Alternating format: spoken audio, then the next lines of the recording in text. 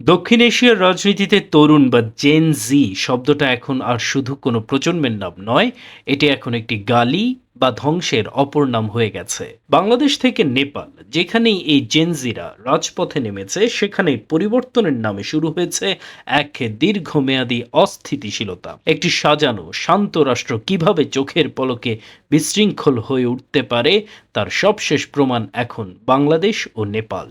বেকারত্ব, রাজনৈতিক অনিশ্চয়তা আর ভবিষ্যৎ নিয়ে তীব্র হতাশা, এই তিনের বেড়াজালে পিষ্ট হয়ে ফের উত্তপ্ত হয়ে উঠেছে হিমালয় কন্যা নেপাল। পরিস্থিতি কতটা ভয়াবহ তা বোঝা যায় গত ৩ দিনের ঘটনায়।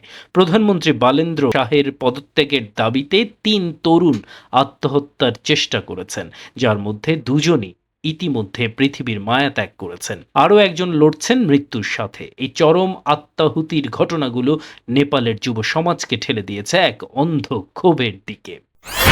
আন্দোলনকারীদের স্পষ্ট অভিযোগ, দেশের যুব সমাজের কর্মসংস্থান, আয় বৃদ্ধি কিংবা ভবিষ্যৎ নিয়ে সরকারের কোনো কার্যকর পরিকল্পনাই নেই। বিরোধী দল নেপালি কংগ্রেস সরাসরি কাঠগড়ায় দাঁড় করিয়েছে রাষ্ট্রকে। তাদের দাবি, রাষ্ট্রের এই চরম ব্যর্থতার কারণেই আজ তরুণদের আত্মহত্যার পথ বেছে নিতে হচ্ছে। আর এই পুরো সংকটের মাঝে প্রধানমন্ত্রী বালেন্দ্র শাহের নীরবতা বিক্ষোভের আগুনে আরও ঘি ঢালছে। সার্বিক বিষয় বিশ্লেষণ করে রাজনৈতিক বিশ্লেষকরা বলছেন, এই জেনজিরা যে দেশে আন্দোলন করেছে সে দেশটাকেই সুন্দর থেকে অসুন্দর করেছে, সেটা হোক বাংলাদেশ আর হোক নেপাল।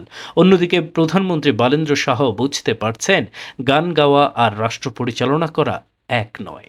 Desk report, বিবাংলা.net।